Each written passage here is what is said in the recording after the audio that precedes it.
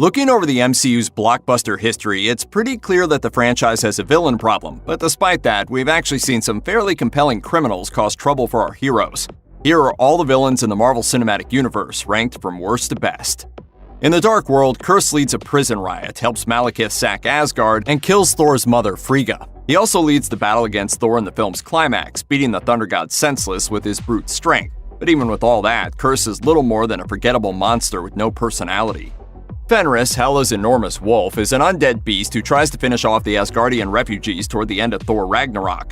To the wolf's credit, the menacing green-eyed monster definitely looks cool, but sadly, Fenris really doesn't do much. After Hela animates her beloved familiar, he just sort of hangs out and looks mean while the Death Goddess interrogates a crowd of scared Asgardians.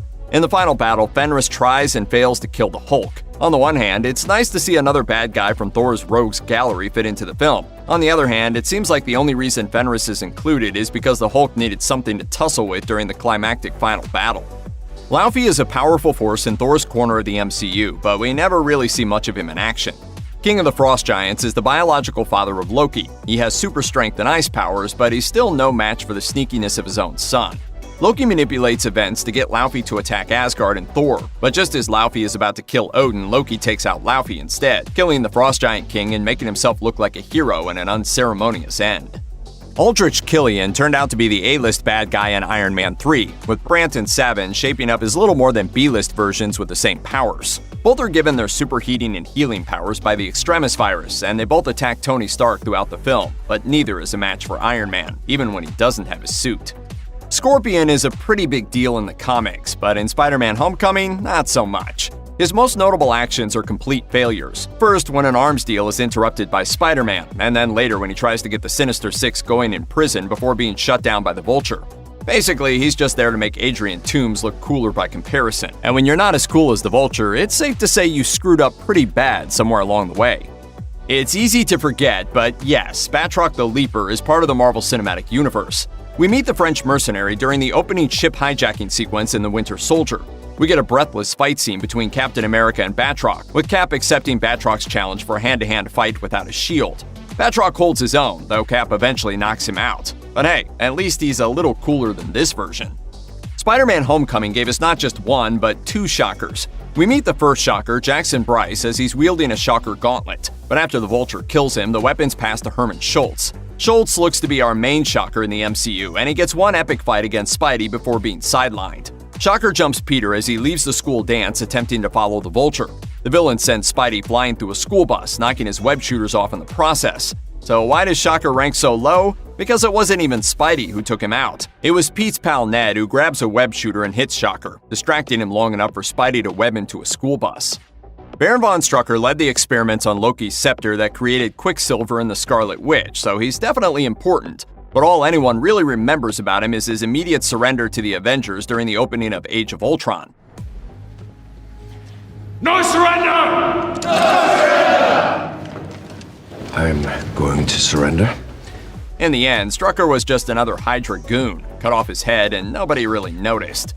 When the Destroyer shows up in Thor, it makes full use of every moment. The Destroyer's giant, powerful arms and legs can crush or stomp just about any opponent, and if they don't kill you, its laser blast probably will. We saw the Destroyer kill a few Frost Giants, then lay waste to a small town in New Mexico when Loki sent it to Earth hunting Thor.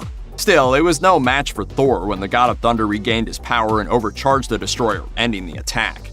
Credit Sam Rockwell's unending charisma for Iron Man 2's Justin Hammer not showing up at the very bottom of this list. As far as credible villains are concerned, Justin Hammer is an absolute joke. He runs an arms manufacturer that's a rival to Stark Industries, except everything Hammer builds falls apart.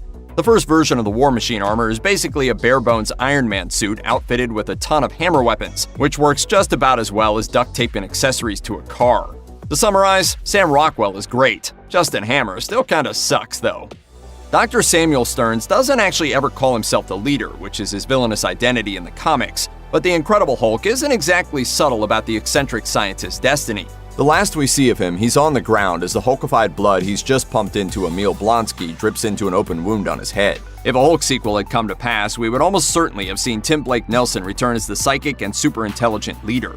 Nelson is perfect as an obsessed scientist who doesn't care much about the consequences of pursuing his goals across ethical lines. While he never actually turns green on screen, he shows plenty of signs of a moral compass in need of some fine-tuning.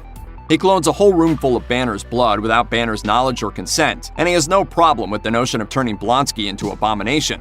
And of course, in his final moments in the movie, he's seen smiling when any sane person would be horrified. In The Incredible Hulk, General Thaddeus Thunderbolt Ross spends the entire film trying and failing to kill Bruce Banner. And for much of the film, he's a relatively one-dimensional military bad guy. Interestingly, however, Ross is one of the few characters from The Incredible Hulk to resurface later in the MCU. He became the U.S. Secretary of State in Captain America: Civil War, pushing for the adoption of the Sokovia Accords, and even made cameos in Infinity War and Endgame, setting him up for even badder bad guy stuff in films to come. In an effort to capture the Hulk, humiliated soldier Emil Blonsky hits himself with an experimental version of the same gamma stuff that makes Hulks into Hulks, except it doesn't turn him into another Hulk. Instead, he becomes the Abomination, a monstrous one-note creature that looks like a rotting troll. Yawn. He lives through the end of The Incredible Hulk and is apparently in a jail cell somewhere. Dark Elf Malekith had almost no personality and basically existed as a freaky-looking dude trying to get an Infinity Stone, and Thanos already does that way better. It's a shame, because on the surface, Malekith is extremely formidable. He even stages a surprise assault on Asgard itself, breaching the city's defenses, and later sets his sights on Earth. He put up a heck of a fight against Thor in the final act of the Dark World, though the God of Thunder still prevails. Mickey Rourke's Whiplash was one of the many problems in Iron Man 2, despite some admittedly awesome action scenes along the way. Whiplash never feels all that intimidating, at least after that epic attack at the Monaco Grand Prix.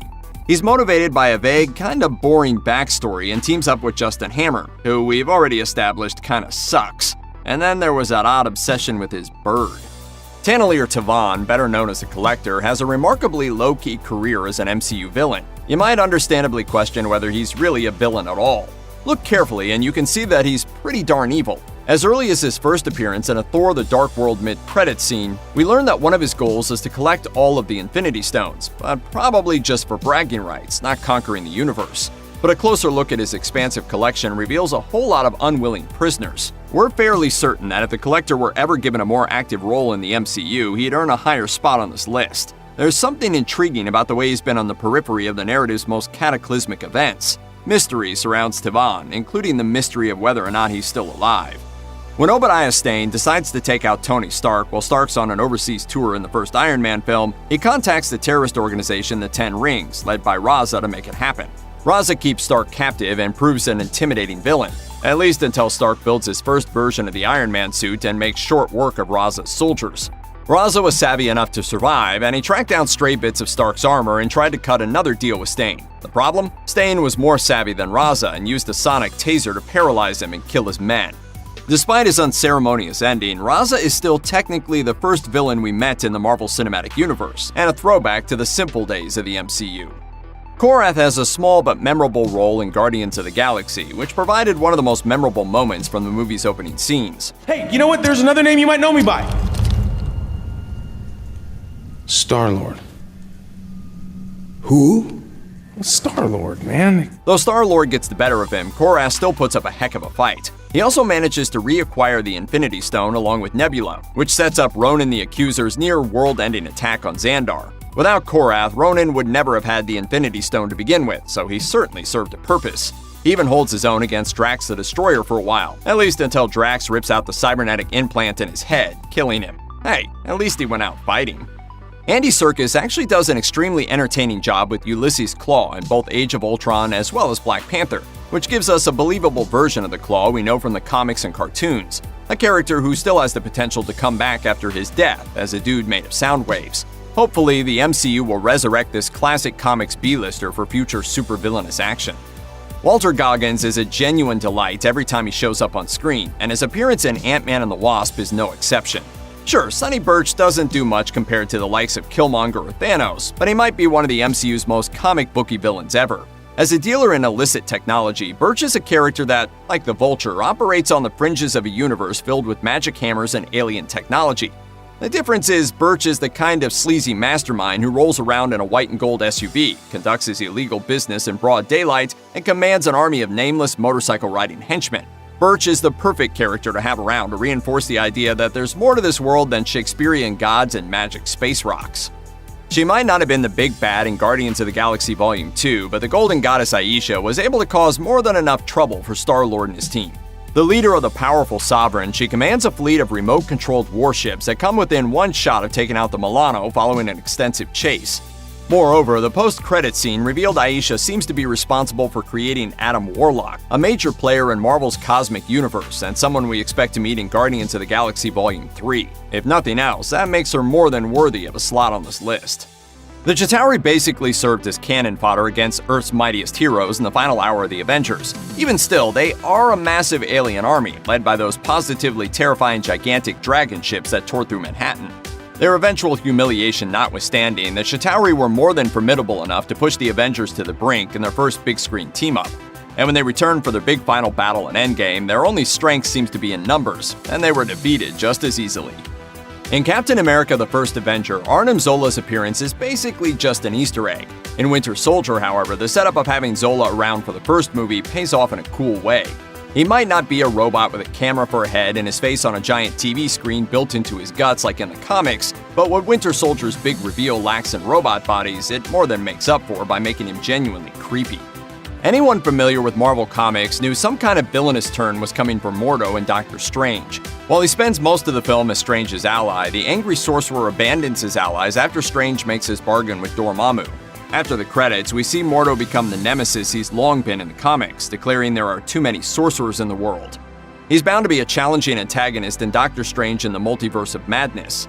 Plus, he's played by Chiwetel Ejiofor. The Oscar-nominated actor is not only a superb performer, but he's particularly great in villainous roles. The Black Order are perfectly serviceable henchmen for Infinity War. They manage to hit that sweet spot of being threatening enough to present the heroes with a challenge, but they also provide additional room for the action so that it's not just 40 people trying to punch Thanos at the same time. Ultimately, they're not so threatening that they overshadow the actual villain of the piece. Each of them is distinct and visually menacing, especially Ebony Maw. Unfortunately, most of them don't actually get to do much other than lose, so that's a bit of a drawback.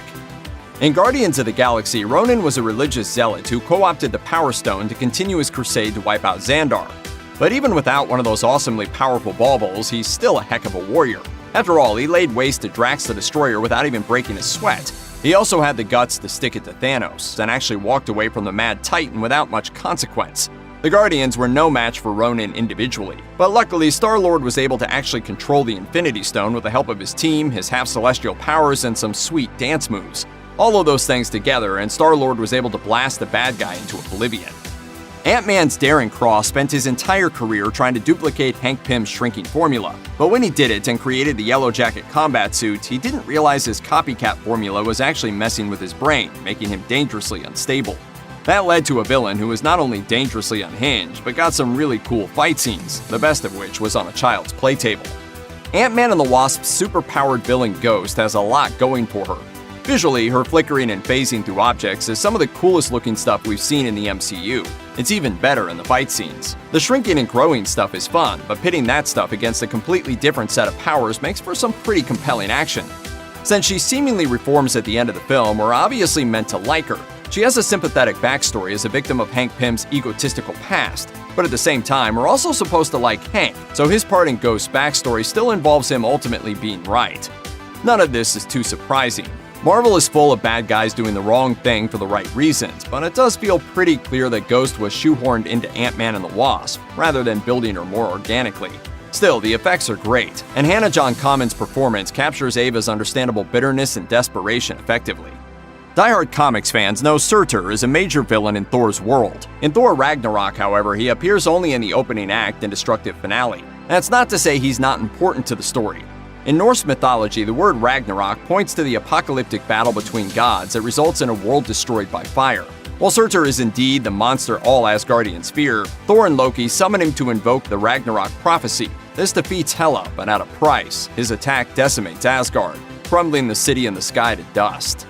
When Marvel asked Annette Bening to play a villain in Captain Marvel, they probably didn't open with, "You're going to be a giant, green, disembodied head with a bunch of gross tendrils floating in some kind of goo." That would be an accurate description of the character's physical appearance in the comics. But instead of the bulbous floating head, Captain Marvel's creative directors chose to represent the AI that rules the Kree Empire as a kind of psychic projection. Everyone who communes with the Supreme Intelligence sees someone different, and in Carol's case, the Intelligence appears as her mentor, Mar-Vell. As viewers, we spend a lot of time in Captain Marvel thinking the Skrulls are the bad guys. Once the truth is revealed, it's Yon-Rogg who's the most visible villain. Perhaps in the future, we'll see more of the Kree ruler, giving the Supreme Intelligence a chance to get a better spot on this list. Red Skull easily stands out as one of the most original and terrifying baddies in the Marvel Cinematic Universe. In the first Avenger, he commands his own Hydra-branded Nazi division, complete with Tesseract-powered weapons, and has his own version of the Super Soldier Serum, making him Cap's physical equal. He vanished while trying to harness the power of the Tesseract Space Stone, but his surprise return as the Guardian of the Soul Stone in Infinity War only served to remind us how great he was so many years ago. He might have just been a disciple of Dormammu, but Caecilius was plenty intimidating in his own right. A highly trained sorcerer who went rogue, left the Ancient One's order to try and take out the Masters of the Mystic Arts, and nearly succeeded. In Doctor Strange, Caecilius manages to destroy 2 sanctums, put the Ancient One's forces on the ropes, and shows his prowess with magic in a few excellent fight sequences. Luckily, a quick-thinking Strange manages to turn the tables and win the day. The Tinkerer is exactly the kind of character that the MCU needed, for the same reason that he was exactly the kind of character that the comics needed, someone who builds all the gadgets the bad guys use to fight the good guys. He's certainly not the focus of Spider-Man Homecoming, but Phineas Mason is the kind of quiet bad guy who makes the MCU feel just a bit more real. Every great ruler needs someone beside them to carry their melting stick. In Thor Ragnarok, that job goes to Topaz, the sadistic and unforgiving right-hand woman to the Grand Master, and she's a perfect match for her eccentric boss. While he delights in his games and acquisitions, Topaz stands nearby ready with his instruments of torture, always eager for the Grandmaster to melt people. Unfortunately for the Grandmaster, Topaz does not survive Ragnarok and crashes while chasing Bruce Banner, Thor, and Valkyrie during their escape from Sakaar. Topaz's service to Grandmaster is clearly not forgotten. In one of Marvel's shorts, we see that the Grandmaster has built a modest shrine to his former assistant in his new Los Angeles apartment.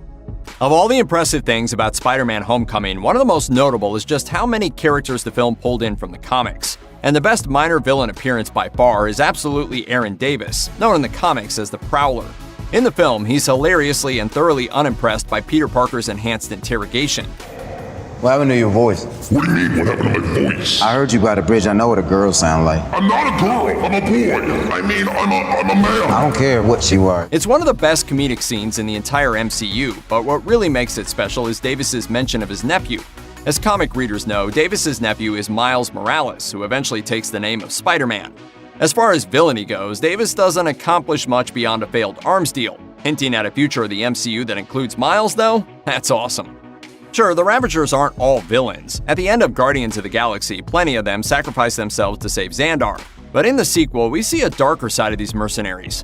When Taserface takes over Yondu's Ravagers, everyone still loyal to Yondu is rewarded by being ejected into space as their former comrades laugh and wave. Most of them are also more than happy to abuse poor baby Groot. And of all the survivors, only Kraglin refrains from trying to kill Yondu, Rocket, and Groot as they escape. As villains, the Ravagers don't accomplish a lot, and without someone like Yondu or Nebula supporting them, they don't provide much of a challenge to the heroes. But while they may be cannon fodder, they still give us a lot of laughs. Their well-deserved beatings provide some of the most fun sequences in Guardians of the Galaxy Volume 2. Brock Rumlow started out as a member of Captain America's strike team in Winter Soldier, eventually revealing himself as a Hydra agent when the attempted takeover began. He managed to survive and resurfaced during the opening fights in Civil War, where he went toe-to-toe with both Cap and Black Widow before blowing himself up in the event that ended up driving the Avengers apart. For a villain, that's a pretty good way to go. Dormammu is one of the biggest villains in Marvel Comics, and surprisingly, the MCU actually kept the extremely powerful ruler of the Dark Dimension relatively close to his comics counterpart. Doctor Strange's trip to the Dark Dimension was practically a Steve Ditko panel brought to life. Dormammu is so powerful that Doctor Strange had no chance of hurting him, so he had to outsmart him to save the world, trapping the villain in a time loop where Dormammu killed him over and over, until he was forced to bargain for his freedom. It makes for one of the most clever finales in all of the MCU, and lands Dormammu high on our list of favorites.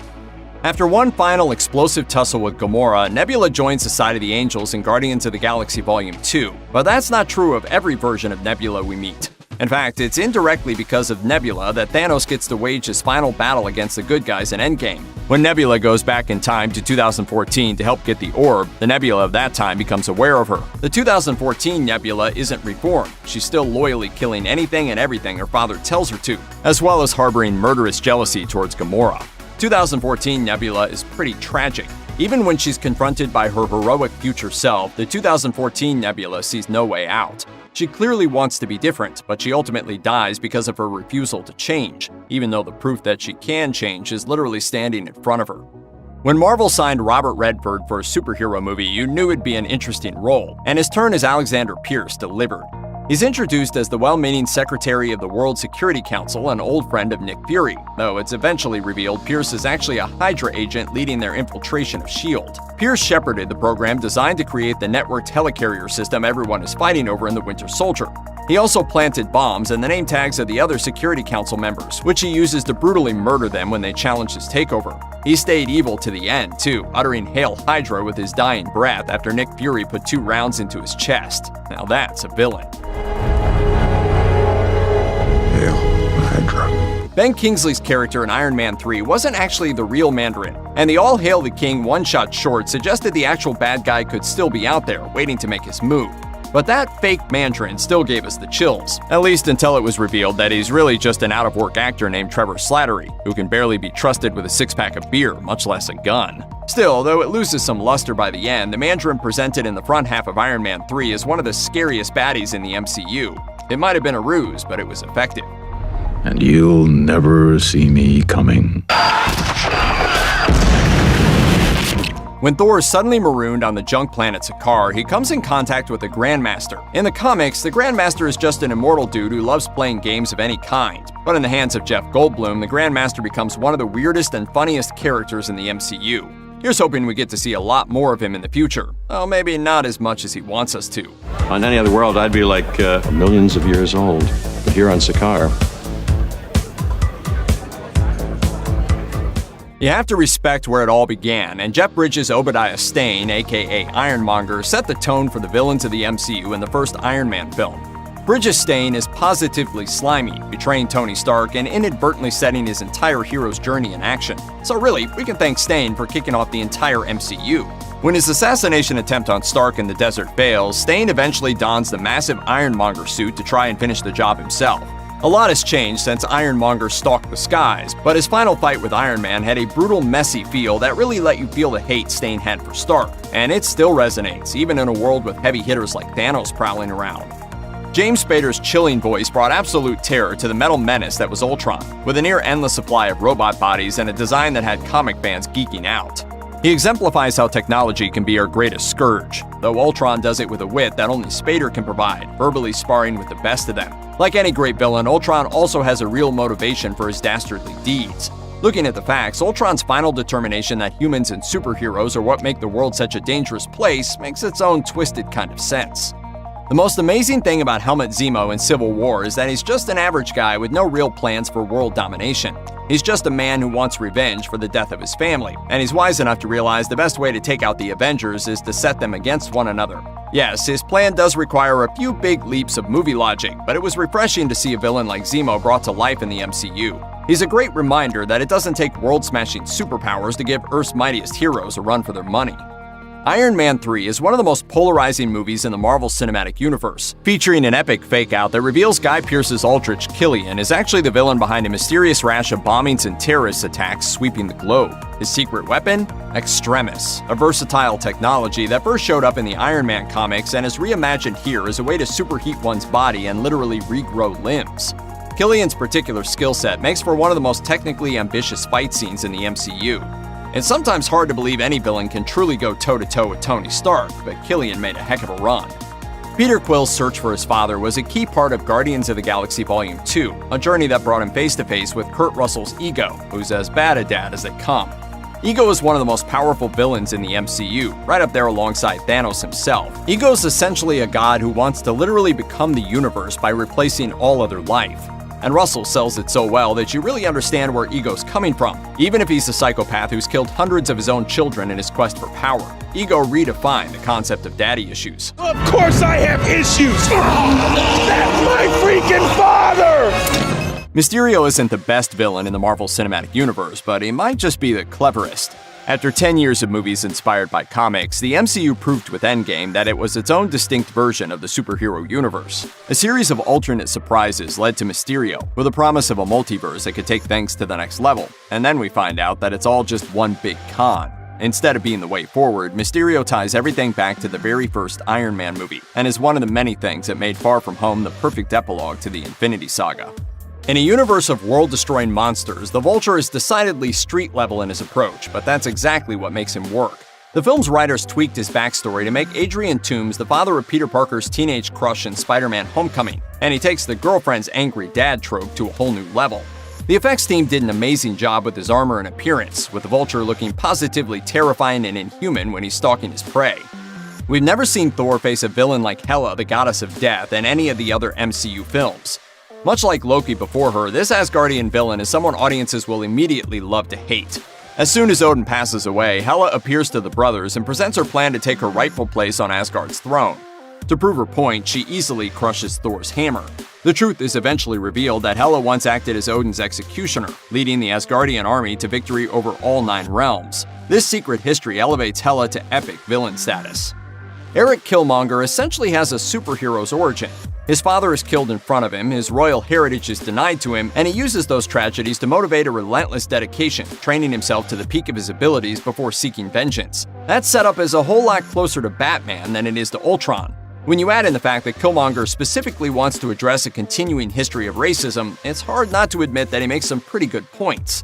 Even if he's right, though, his goal is dominance rather than leadership, which makes him a true ideological opponent for T'Challa. It's one of the things that makes their final battle, in which they're both in nearly identical Black Panther costumes, so good.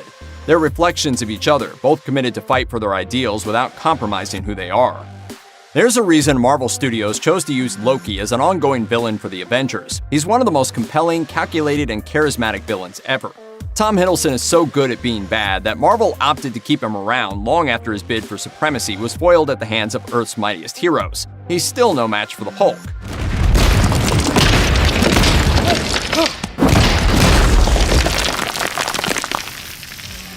But who is? Oh, wait, we know who. Thanos is the villain of the Marvel Cinematic Universe. There's been a lot of character work put into the cinematic version of Thanos, which is especially impressive considering that most of it is shown to the audience in Infinity War, a movie that's also juggling story arcs for dozens of other characters at the same time. Through it all, he's shown to have the same quality that all the greatest villains share. He thinks he's right. He's the hero of his own story, the only one who can step up and save the universe from itself, and is willing to sacrifice whatever he needs to in pursuit of that goal. In the comics, Thanos has been referred to as the ultimate nihilist, but the MCU's version is the exact opposite. He believes very much in what he's doing, which makes him even more compelling and more dangerous.